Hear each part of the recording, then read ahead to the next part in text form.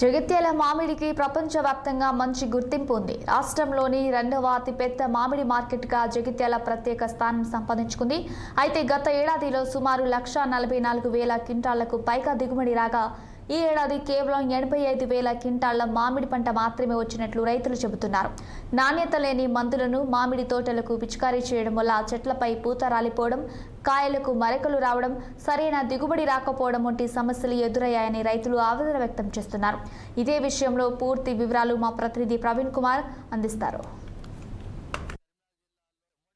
జిల్లాలో మామిడికాయ విషయం చూస్తున్నట్టయితే జగిత్యాల జిల్లా అయితే నెంబర్ 1 గా ఉందని తెలుసుకోవచ్చు. అయితే తెలంగాణలోనే జగిత్యాల నుండి రకరకాల మామిడికాయలు అయితే ఎక్స్పోర్ట్ జరుగుతుంది. అయితే ఇతర రాష్ట్రాలకి కాకుండా ఇతర దేశాలకు కూడా ఇక్కడ నుండి వెళ్ళడం జరుగుతుంది. అయితే ఇక్కడ నాణ్యమైన కాయ పండిస్తారని చెప్పేసి అయితే ఒక పేరు అయితే ఉన్నది. అయితే మనతో పాటు రైతులు ఉన్నారు. అయితే ఈసారి పంట సరిగా రాలేదని చెప్పేసి ఆవేదన వ్యక్తం చేస్తున్నారు. అసలు ఎలాంటి సమస్యలు తలెత్తాయని తెలుసుకునే ప్రయత్నం చెప్పండి సార్. ఇప్పుడు అంటే రైతులకు నష్టం వాటిల్తుందని తెలుస్తున్నది, అది ఏ విధంగా జరుగుతుందో చెప్పండి.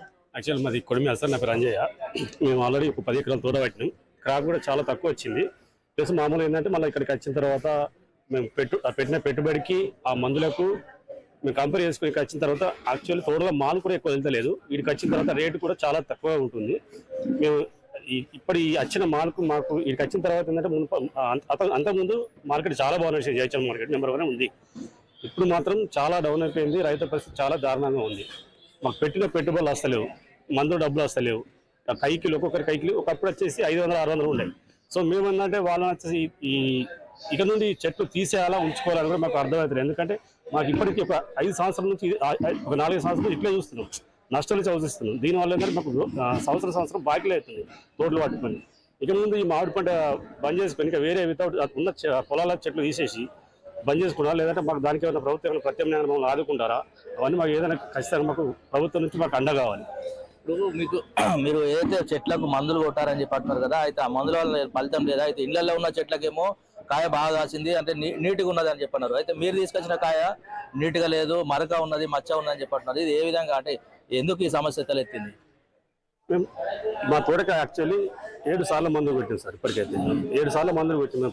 ఏంటంటే చీడలను చూసుకుంటా, వాతావరణం చూసుకుంటానే మేము ఈ పురుగు రావద్దు, కాయకు మరక రావద్దు, మంగు అని రావద్దు అని చెప్పి మేము మందులు వాడుతున్నాం తోటలే. అది వాతావరణం బట్టి అనుకూలిస్తున్నా మాకు ఏంటంటే పై అధికారుల నుంచి వచ్చి దాని గురించి టెస్టులు చేయించి మరి ఎందుకు ఈ వాతావరణ పరిస్థితులు లేకుంటే మా నేల పరిస్థితుల ఏంటి అని మాకు కొంచెం అది వాళ్ళు ఇచ్చి ఉన్నట్టు వాళ్ళు ఏమైనా చెప్తే శాస్త్రంలో వచ్చి వాళ్ళకి ఏమైనా చెప్తే మాకు తెలుస్తుంది. ఎందుకంటే మేము ఏం చేస్తాం సార్, ఫెస్టిలైజర్ కోసం మందులు తీసుకుంటాం. సో కాయకు నల్ల మరక వస్తున్నప్పుడు మందు కొట్టిస్తున్నాం, అయినా ఆ మందు మరక ఆగుతలేదు, పురుగు ఆగుతలేదు చెట్లకు. ఆ రకంగా మాకు కొంచెం ఇబ్బంది అవుతుంది. అయితే ప్రస్తుతానికి మనతో పాటు అయితే జగిత్యాల జిల్లా మామిడి మండలికి సంబంధించిన అధ్యక్షుడు అయితే ఉన్నారు. వారిని అడిగి తెలుసుకుందాం. అయితే ఎందుకు అంటే ఇలాంటి ప్రాబ్లమ్స్ ఎందుకు తలెత్తున్నాయని తెలుసుకునే ప్రయత్నం చేద్దాము. చెప్పండి సార్, ఇప్పుడు మామిడి మార్కెట్ కు వచ్చిన రైతులకు అన్యాయం జరుగుతుంది అంటున్నారు, ఏ విధంగా? వాస్తవంగా చాలా అన్యాయం జరుగుతుంది, కరెక్టే. అది దేవుడిచ్చింది, మేమిచ్చింది కాదు. ఇప్పుడు మామిడికాయ మంచిగా ఉండే, జగిత్యాల మామిడికాయ అంటే ఎక్స్పోర్ట్ అవుతుండే, సౌదీ పోతుండే, అటు పోతుండే, అటు పోతుండే. జగిత్యాల మార్కెట్ అంటే రికార్డు ఉండే.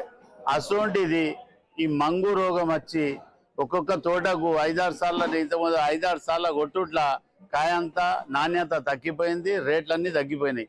మంచి కాయకు ఇవాళ కూడా 30,000 టన్ను మాలమ్మింది, మంచి కాయకు, సాపున్న కాయకు. కాబట్టి ఈ రోగాలు వచ్చుట్ల ధర తక్కువ. దసరి 53,000 పోయింది, ధర ఏం తక్కువ లేదు, మంచి కాయకు ఉన్నది.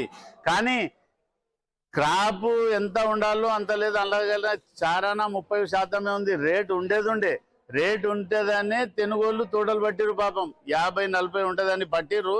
ఇప్పుడు ఈ రోగాలు వచ్చుట్ల 20-22 వరకు వాళ్ళకు బాగా లాస్ ఉంది.